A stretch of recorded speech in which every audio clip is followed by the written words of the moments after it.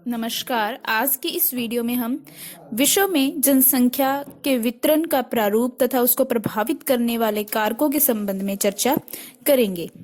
मानव पृथ्वी का सर्वाधिक विशिष्ट प्राणी है तथा साथ ही यह विभिन्न प्रकार के भौगोलिक अध्ययनों का केंद्र बिंदु भी है।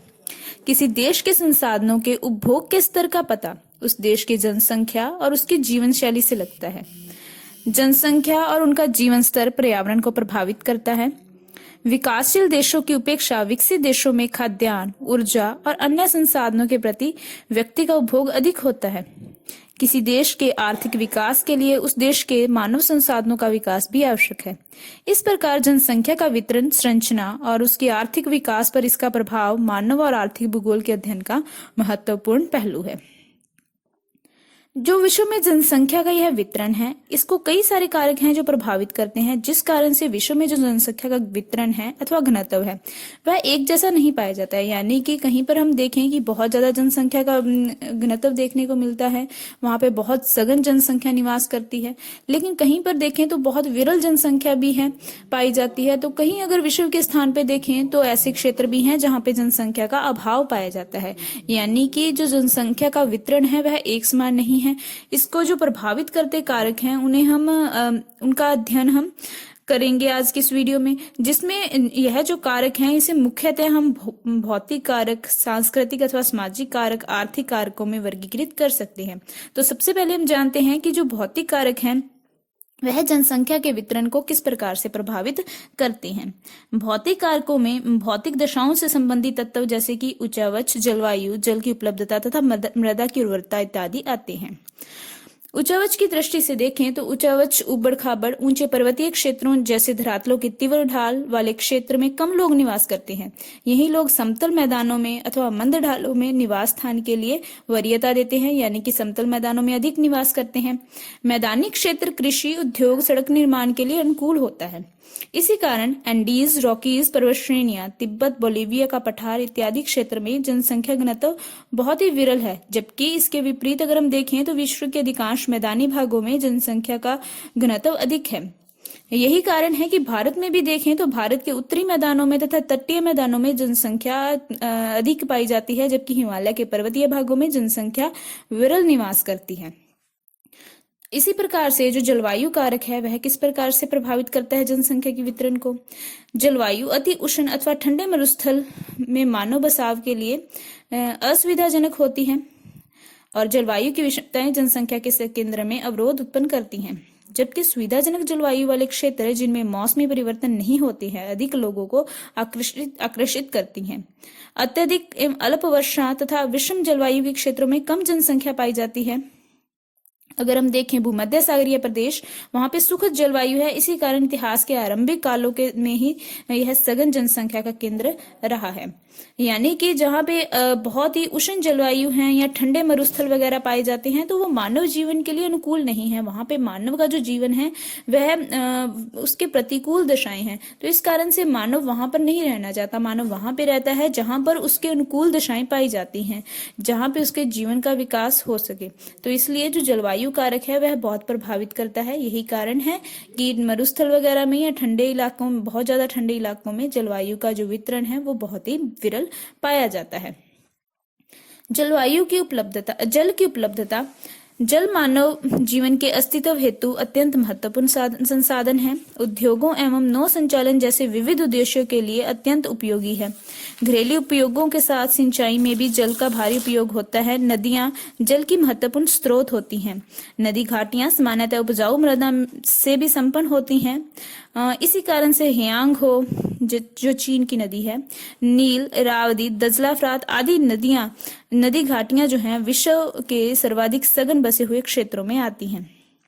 और यही कारण है कि भारत में भी देखें जैसे गंगा, सिंधु, ब्रह्मपुत्र जैसी नदियां के जो घाटी क्षेत्र हैं यहाँ पर जो जनसंख्या है वह बहुत ही सघन पाई जाती है। यानी कि जो मानव के लिए जो जल है वह बहुत जरूरी है मानव जीवन के लिए। तो मानव प्राचीन काल से ही वह अपना निवास वहां पे बनाता है जहाँ पे उसे जल की उपलब्धता हो। और प्राचीन काल से ही अगर हम देखें तो इसका उदाहरण देखने को मिलता है विभिन्न नदी घाटियां जहाँ पे जल की उपलब्धता के कारण जनसंख्या का संकेंद्रण हुआ है।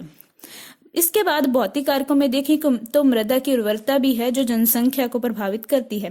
कृषि से संबंधित गतिविधियों में मृदा की उर्वरता अत्यंत आवश्यक होती है।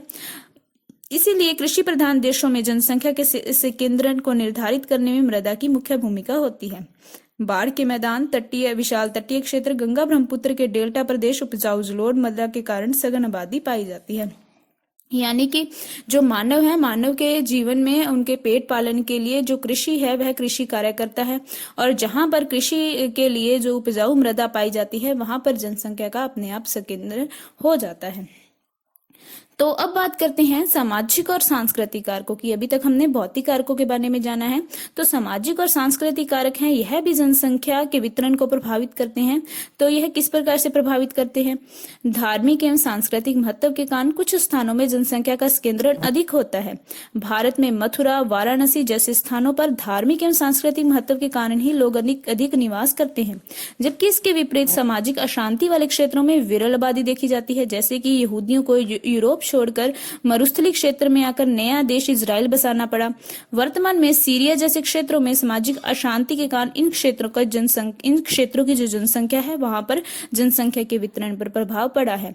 यानी कि कई ऐसे स्थल होते हैं जो धार्मिक भावनाओं से जुड़े होते हैं, सामाजिक भावनाओं से जुड़े होते हैं, तो वहां पर जो है जनसंख्या का अपने आप संकेंद्रण हो जाता है। तो धार्मिक जो महत्व के नगर हैं, जैसे कि आपको बताया गया है मथुरा है, वाराणसी है, वहां पर जनसंख्या का घनत्व जमघट स्वतः देखने को मिलता है।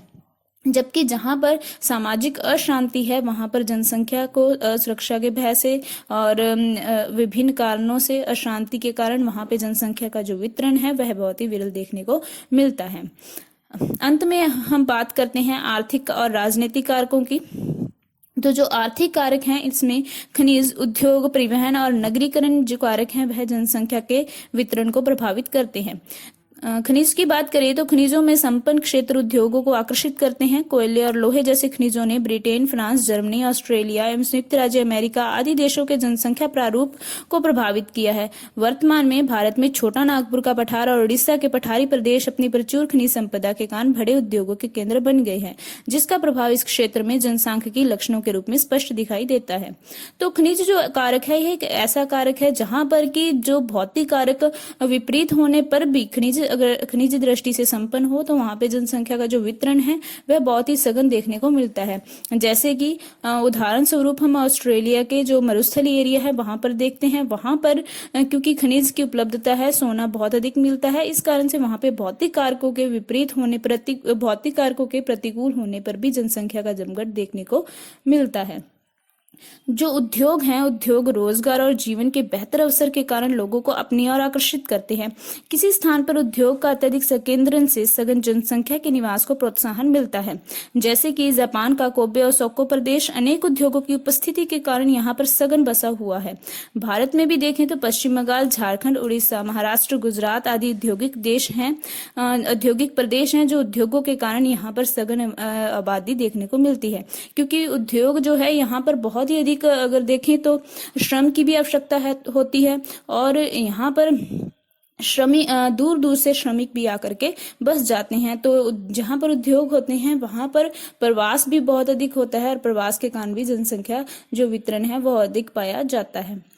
अब बात करते हैं परिवहन की। तो परिवहन के साधनों की बेहतर सुविधा वाले क्षेत्रों में लोगों के बसने के लिए आकर्षित करते हैं।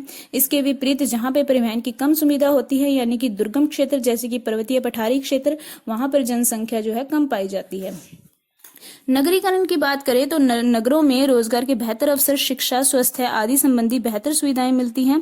परिवहन एवं संचार के भी बेहतर साधन प्रदान करता है नगर। इसी कारण से ग्रामीण क्षेत्रों से नगरों की ओर जनसंख्या प्रवास करती है। Shanghai, Mumbai, New York, London, Moscow आदि महानगरों में अत्यधिक जनसंख्या निवास करती है। नगरीकरण के प्रभाव के कारण भारत के कोलकाता, चेन्नई, मुंबई, दिल्ली, अहमदाबाद और हैदराबाद आदि महानगरों में जो जनसंख्या का घनत्व है वह 6000 व्यक्ति प्रति वर्ग किलोमीटर से भी अधिक पाया जाता है।